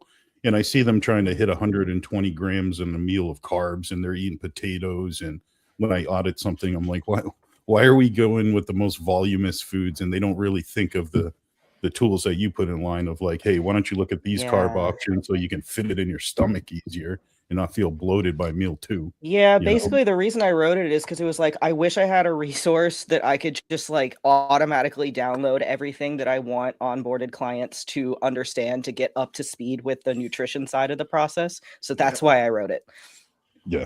And I asked my clients, I was like, can you guys give me some feedback, give me some reviews I can post, and also tell me honestly, like what you guys would pay for it if you didn't get it for free. And so that's what I went for the pricing by, because otherwise I would notoriously undercharge for things like I think most of us do. So the pricing is directly from what my client said that it should cost. Badass. There we go. All right, let's grab another question or two. Yes, we have another super one from these people with their usernames, ACS Pies. I certify patients for medical cannabis use. Research on its effect on hypertrophy, performance, sleep quality is limited. Any anecdotal insight? I'm always at least 25% high. And I'm doing all right. Helps with soreness and rest. Helps with mind-muscle connection for sure. I think most pro bodybuilders I know are stoners. I don't know that it's directly. It just depends on how it affects you. Yeah. The one thing prolactin is kind of sometimes an issue there. Yeah, prolactin and estradiol conversion, right? Mm-hmm. That's what I was going to mention. Is that there's a Google plastic surgery for cannabis. What's the term when they fix your? I know. Jesus Christ, gynecomastia for recovering marijuana addicts, and you'll pull up there's a whole industry. And people, there's plastic surgeons that actually have specific websites just for that particular clientele. So the prolactin estrogen thing is real. There is no nothing in any of the scientific evidence that suggests that it contributes to hypertrophy. But the one contributing factor could be something like Tanya just mentioned, where if it helps you gain the focus that you need or the mind body connection that you need to be a better trainer. Anecdotally, half of the people that come into my store to buy edibles are buying them for sleep. That's the primary reason. That or anxiety. And it's like, if you have a bunch of anxiety in the gym, which some people do, being a little less anxious in the gym is going to help your workout go better. Yeah. You can't focus. Some people have, it makes them anxious, right? It really depends on your body chemistry, whether or not it can help or hurt you with anxiety. So appetite enhancement, sleep enhancement. Yeah. No. Yeah. It can definitely help you eat. On the sleep enhancement. I'm glad it does not increase my appetite because it's already high enough. So on the sleep enhancement piece, Mike, you probably know this better. Is it true that long-term use though during sleep is it can negatively affect you. Is that correct? Again, so body chemistry, right? Like I can take gummies and sleep really well for a night or two, but by the third night, I'll wake up in the middle of the night having weird thoughts and stuff. Okay. So it's not something that works for me. But my wife has It been taking them depends. for years and not having any problems. So So it depends. Yeah. I think you get Like a me tolerance to personally- it. Like it doesn't work super consistently for most people. Me know, personally, people I go would to just be tolerance. a lifetime insomniac and not sleep without weed. So maybe it's impacting my REM cycles when I am sleeping, but otherwise I would not be sleeping. So I'll take it. Oh yeah, that's You know? awesome. You should Yeah, look no, into that'd work. if you're an insomniac, you should look into lemborexant. It's an incredible sleep drug. Doesn't have Okay, any because I've tried all tolerance. of the sleep drugs, not that one, I but all the main promise. ones, and they didn't do a Have you single tried thing. the orexin receptor antagonists? The Those are OR pretty good. drugs. They're very good. I don't think They don't build up a tolerance and they improve your sleep quality directly. They're not like benzos or I feel bad for people that have Z-drugs. to take the Z drugs. That's the Yeah, it's worst. all bad. Don't mess with GABA. But with the lemborexant, I think that's an incredible sleep drug that's very sustainable. What's so it you should called? check it out. Lumborexin? Lemborexant. Yeah, it's David- Dave David Vigo. spell is that. in- Yeah. What's that? I said it's How David, do you though, spell right? that? I'll put it in the chat. Yeah, it's Dave Vigo. Okay, yeah. thank you. Oh, there it is. Josh threw it in there. Yeah, exactly. Gotcha. What Thank did you you. say about GABA? Thank you, Josh. You don't want to Why not mess with play with GABA GABA? for sleep. You don't want to mess with GABA for sleep. Anything that touches GABA, all bad. Your body, gets a tolerance to it quickly, and then when you try to come off these things, you can have horrible withdrawals. That's why, like, people that take benzos consistently, like, sometimes end up in the Yeah, hospital like with seizures. benzos work fantastic for sleep for They me. I work have very a well, prescription yes. for it, but I do not take it regularly because I don't No. want a dependence on it. That's why I rely on THC regularly, and I only use that when I really need the e-break. Yeah. So for anyone that's listening, don't take Xanax or muscle relaxers to try and sleep. It's all bad. You'll eventually get a tolerance to them, and then you'll have withdrawals and maybe end up in the hospital. So just be careful. And from what I have heard, a benzo withdrawal is worse than heroin.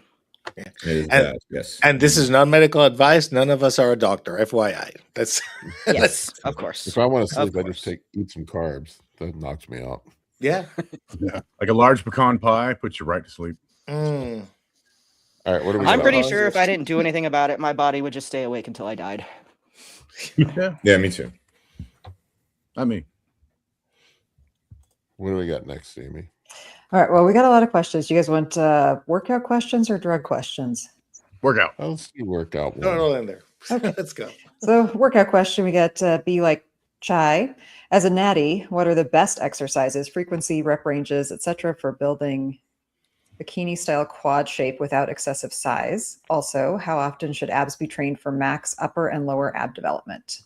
There you go. That one's for you, Amy. Yeah. Mhm. As a bikini competitor, a lot of bikini style quad or just the shape in general is going to be genetic, but managing your overall, quad development is going to be the same as it would be for any muscle. You want to train it until you start to see the development you need at the leanness that you have, and then maintain it from there. Work on building the density from that point. There is no best frequency or rep range for every person. We talked so much about rep ranges earlier, and just kind of frequency. You got to find what works for you, what you can recover from. Excessive size is going to come from excessive training. So you got to find that sweet spot for you. The ab development is another one that's just so genetic. I would not try to separate your upper and lower abs. I would just work on developing your core overall and work a lot on transverse abdominis, not a lot on obliques, because you don't want to add size to your waist as a bikini competitor. So really focusing on core control versus actual visible abs. Some women can get away with doing some weighted ab training. There are definitely, like, if you look at like Ashley Kaltwasser is a great example of someone who just has like a visible six pack like all the time, but that's not actually one of the mandatories for a bikini category. Visible abs is not one of them, or like etched out abs. So making sure that your core control is really good and your waist is really tight, and then just going with the definition that you naturally have, I think is going to be your best bet. Yeah. Anything to add on that one? I'd say That's pretty legit. Covered it nicely. Yeah. just remembering, like, if frequency is going to be high throughout the week, like you're going to do more than one leg day with your quad training, just make sure that you're double checking the back end of recovery aspects. Like, you can only use what you can recover from. So Especially just as a like we natty. talked about a while ago, don't jump right into the maximum amount of volume. Work your way up to it as well. You know, find that sweet spot. What you connect with best is always the best exercise selection. It's not your favorite. It's usually what you connect with best as well. Yeah, Josh, And I I mean, agree. I'm If not Amy a Delgado is any indication, massive glutes are the new hotness in bikini judging. Yeah. Amy Delgado has amazing muscular density, but when you look at her in a lineup with other competitors, she's not as overpowering as it seems. Like her glutes are actually very balanced with her physique. So, I mean, they're just different shape. I mean, that's one of the big critiques of Laura Lee is that Laura Lee is pretty deficient in the upper glute. You know, her glutes are very teardrop shaped. They're kind of flat on the top, but really round at the bottom. And that's just, again, genetically her shape. Right. So yeah, Amy is very dense, but when you see her in person, especially in a lineup, she doesn't look as glute dominant as it might seem in photographs. She's just very petite. And you know, I'm not a bikini competitor, so Amy, you can disagree if you do, but as a natty, I wouldn't worry too much about anything being too developed until you see with your own eyes that it's too developed after you cut. Yeah, and that's exactly what I was getting at. It was just, build it until it's where you want it, and then just work on kind of maintaining it from there. And as a natty, that's going to be pretty easy to do. You know, maintaining the muscle you have is going to be easier than building it. So build it until you can't, and that's, or until you want it, and then it'll be pretty easy to maintain it from there. Mm-hmm. All right. This was a good one also about training in a different sense. This one was from France Sannon.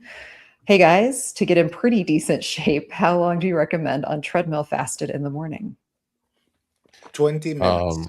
I mean, that's my relative. answer. My Exactly. answer. Relative. Depends on how much you mean, need. Yeah, how much do you need? Could be zero. Yeah. Look at Paul. Could What's be the 2 goal? hours a day, could be 30 minutes 3 times a week like me. Yeah, depending on It'll be goal. zero for me on this contest prep. I got a lot of fat to lose. I'll tell you what I do with people when I'm cutting. I usually start them up with 20 minutes of cardio, and then I'll just add, if they get stuck, then I'll add 5 or cut some calories. I mean, that's really how I do it. And then I progress up, and probably about the max I'll do in a single session is about 45 minutes. And if we need to, then I'll add a second session in, but 40 to 45 minutes, about the max I find productive in a single session. But it's usually either we're dropping calories or we're adding cardio. Personally, I'd rather eat less than do more cardio. So, I mean, you really got 3 knobs to turn in a fat loss phase. It's do more cardio, eat less food, or use more drugs. I mean, that's really it. Yeah, I don't Yeah, really see cardio as. Sorry, go ahead. You can remove 200 calories a lot easier from your food than burning 200 calories from more cardio. 100%. I don't really see cardio as like a primary. Depends where you're at on your food. You're not really using it to burn calories as much as you are to stay in good shape and keep your heart rate down, especially when you're running, the R word and, some clean and stuff like that. If you can do 45 minutes to an hour of zone 2 per day, that's kind of what I recommend, at least for my clients. But I'm not really seeing that as like an additional calorie burn, although it is. But I'm seeing more as, we're keeping people in good shape cardiovascularly so that we can push drugs higher, basically. All right, cool. I did want to touch on that one the guy brought up about the statistics on the pro card thing. Do you really think that so with the NFL thing, I just wanted to tell him, and it drives me nuts. There were 67 open pro cards awarded last year. There were 256 players drafted in the NFL.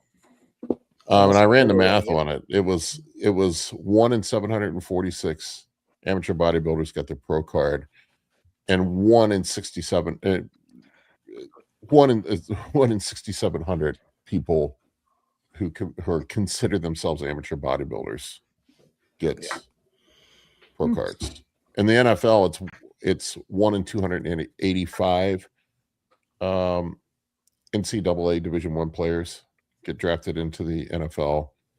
1 in 3,900 high school players get drafted into the NFL. So yes, it is more likely to get drafted into the NFL than it is to get an open. I caveat that open class pro card. I would argue that the genetics the genetics required to be in the NFL vary, right? I mean, it's different for a lineman than it is for a skill position like a receiver. For sure. Very different. Body type for sure.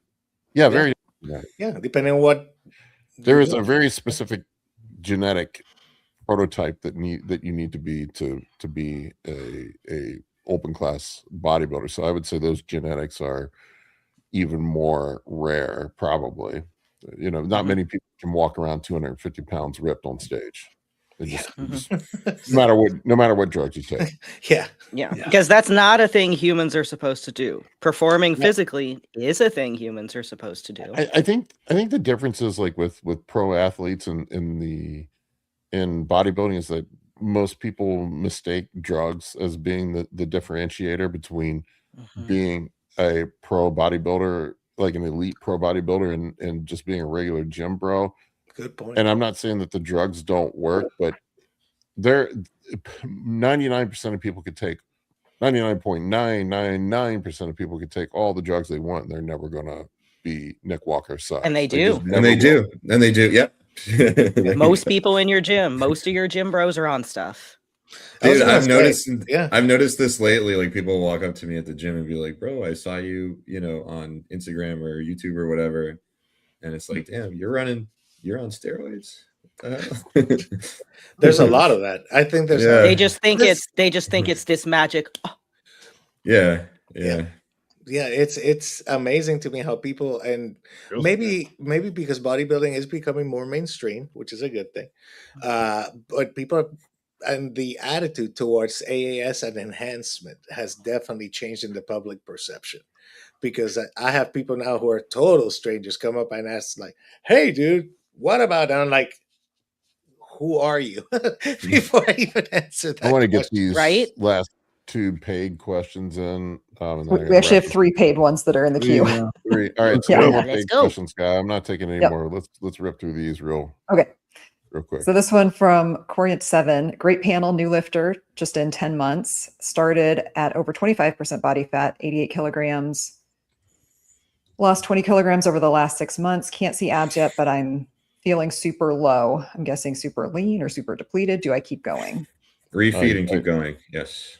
Yeah, short diet break is usually what I don't know how you do it molecular, but I'll have them go into like a slight surplus for like or even just isocaloric for like a couple weeks, 3-4 weeks usually is enough. Yep. When the thyroid, upregulates, you're good to go. Yeah, that's typically what I do. It's crazy how quick people bounce back to.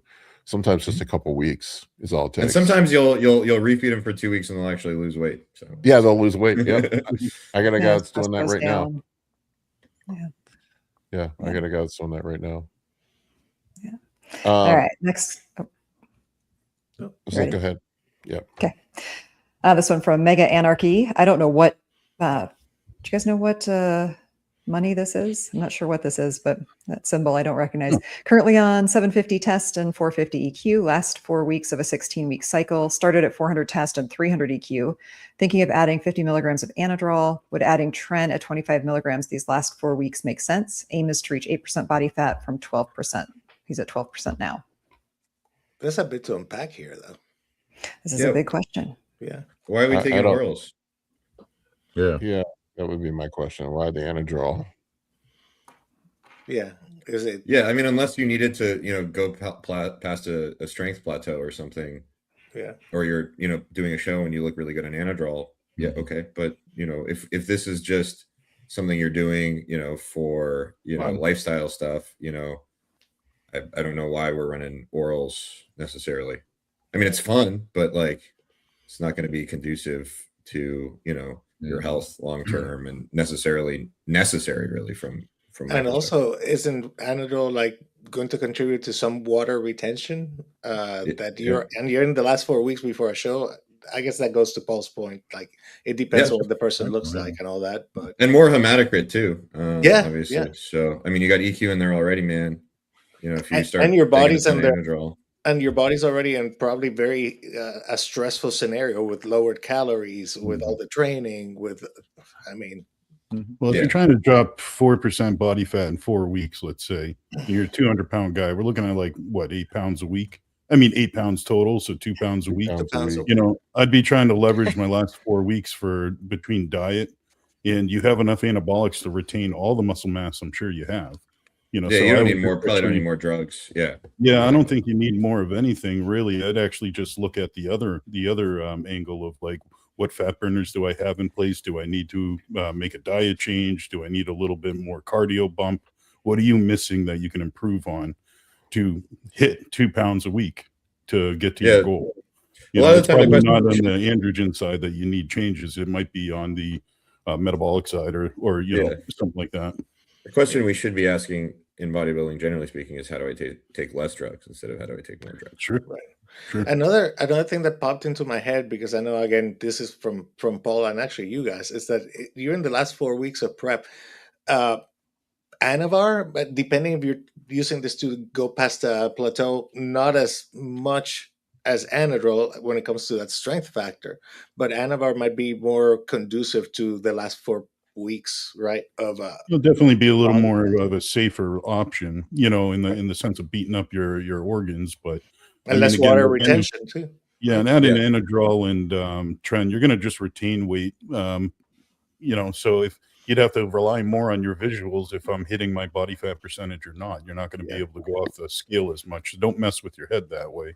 I would just keep it simple. If you have a goal of dropping to a certain body fat, retain the muscle mass with androgens and use everything else to hit the body fat goal that you're going for, and keep it simple. Then you can decide how you want to fill out from there.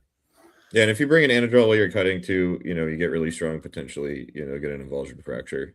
Oh yeah. So, you know, be careful if you're going to do that. Yeah, and to what you were saying, Gonzo, you know, adding the orals at the end on a contest prep, a lot of that has to do with, you know, being depleted, you know, being in a caloric deficit. So if you're not eating in that a severe caloric deficit and that level of depletion, it's definitely, you're not going to get the same effect of adding an oral.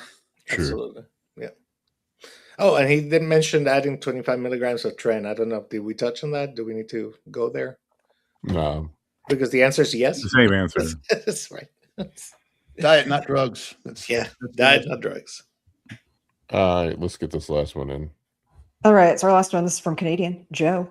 Hey guys, 51-year-old male. I'm on 80 milligrams a week. I'm not sure what they test. That must be a typo. A test every 3 months. Want to do a cycle, so I'm planning on my regular 80 milligrams of test E.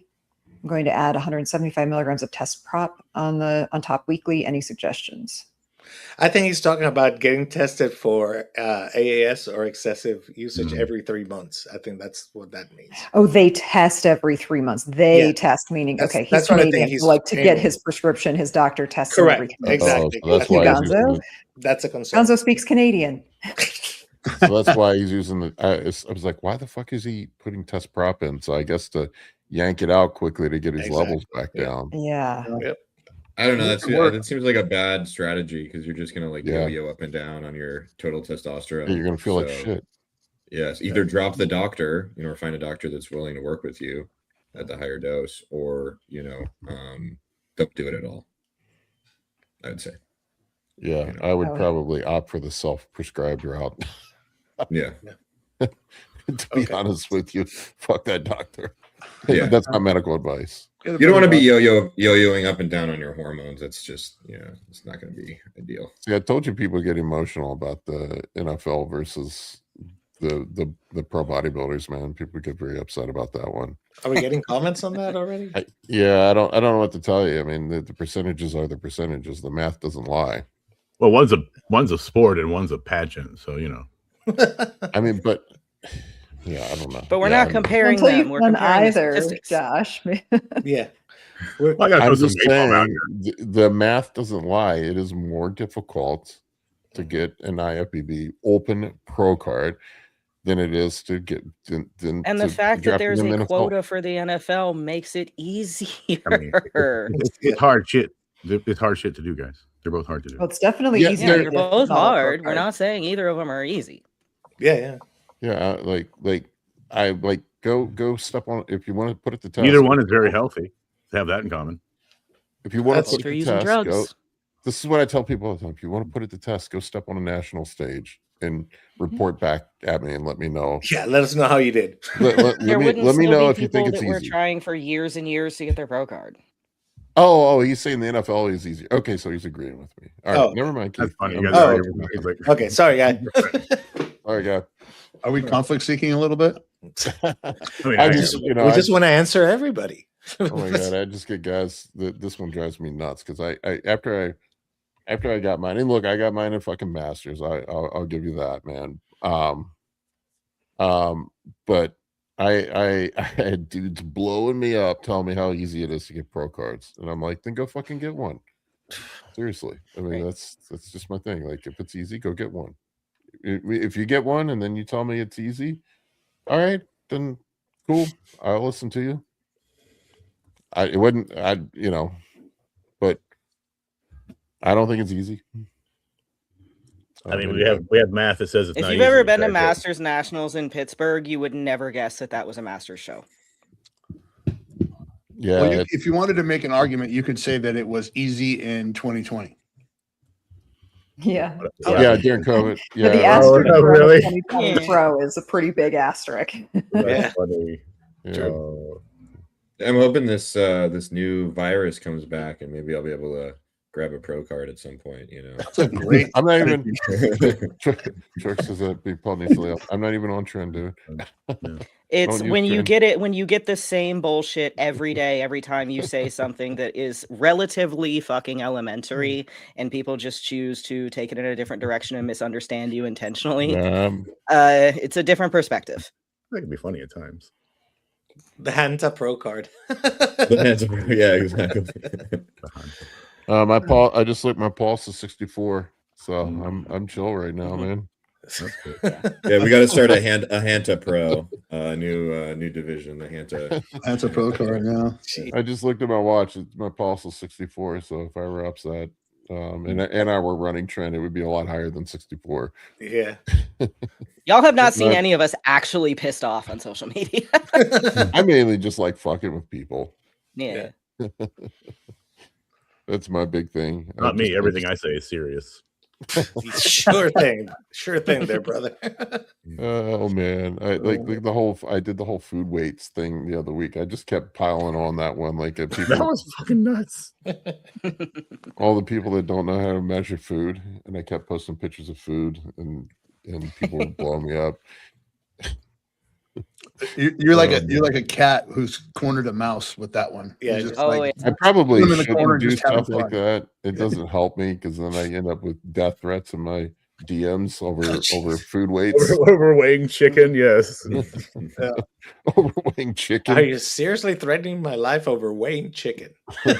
I had a dude send me. I like trying to come up with clever, sarcastic responses to people, and I had a dude send me a screenshot of my street sign. I guess he got it off of one of my videos when I was walking. He's like, "I know where you live, motherfucker." I'm like, Okay. not that serious, man. We're just Protein anymore. we're just talking about how much protein is in some chicken, man. It's not that serious. Yeah, it's put just that in the bodybuilding. Like, category- calm down, man. I put that in the category of stepping over dollars to chase dimes, right? Yeah. You're worried about how you're weighing. Like, I can't What believe about people the are weighing their chicken 85% of before everything cooking it. else. You should I tell can them eat People it are easily. confused. If people are confused about what they should weigh, cooked or raw, or why it matters or doesn't, they should pick up my nutrition survival guide at the link in my bio. There won't be any more There it is. questions because it's relatively fucking simple, guys. Well, evidently it's not. I'll tell you one thing, and I'm not trying to be a dick or anything, but one thing that coaching for years has exposed me to is how many people can't measure food or how much steroids they're taking. Yep. Oh my God! Don't start me on the mLs. How much water do I put into this Oh vial? my God. There's a stupidity test with this stuff that most. I made a post. I saw. I made a post one time. It was like, if you're measuring drugs in mLs or cc's, you don't fucking deserve to be using drugs. That made people a lot of mad. That made a lot of people mad too. I've given up on the growth hormone I use thing. I'm like, it's milligrams, but that's okay. The real That's what I the do. real question I do is, do you guys milligrams count? now. Do you count the calories from your from the oil in your steroids? That's the real pro move. 1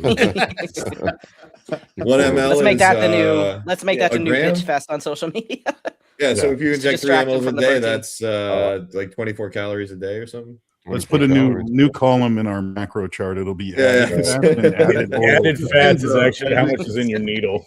Is it grapeseed or MCT, right? I mean, yeah, yeah. is it saturated, I- unsaturated? I saw this video. One of my clients sent me this video of I think it was a professor math professor was walking around on the street asking people to do math, and like almost nobody could do fractions or decimals at all. Mhm. Like I have a no- calculator. That's it. This is why it freaks me out when people talk about using insulin casually. It's like, if you can't do math, you shouldn't be using insulin. For sure. Oh, I think can't you tell you have how many videos dudes about that, right? I Paul? can't tell you how many dudes I've had tell me that they thought 40 units was 4. Whew. How to get into a I'm self-induced like, coma? well, there's a 40 there, man. It's not 4. Yeah. If you can't do math, don't do insulin, people. That's just All right, guys, I'm gonna wrap this one up. Later, guys. Thank you, folks. Appreciate you listening. And I'm cool as a cucumber. I just like fucking with people, man. I'm not angry about it. I love all of you. We'll see you on the next episode. Adios.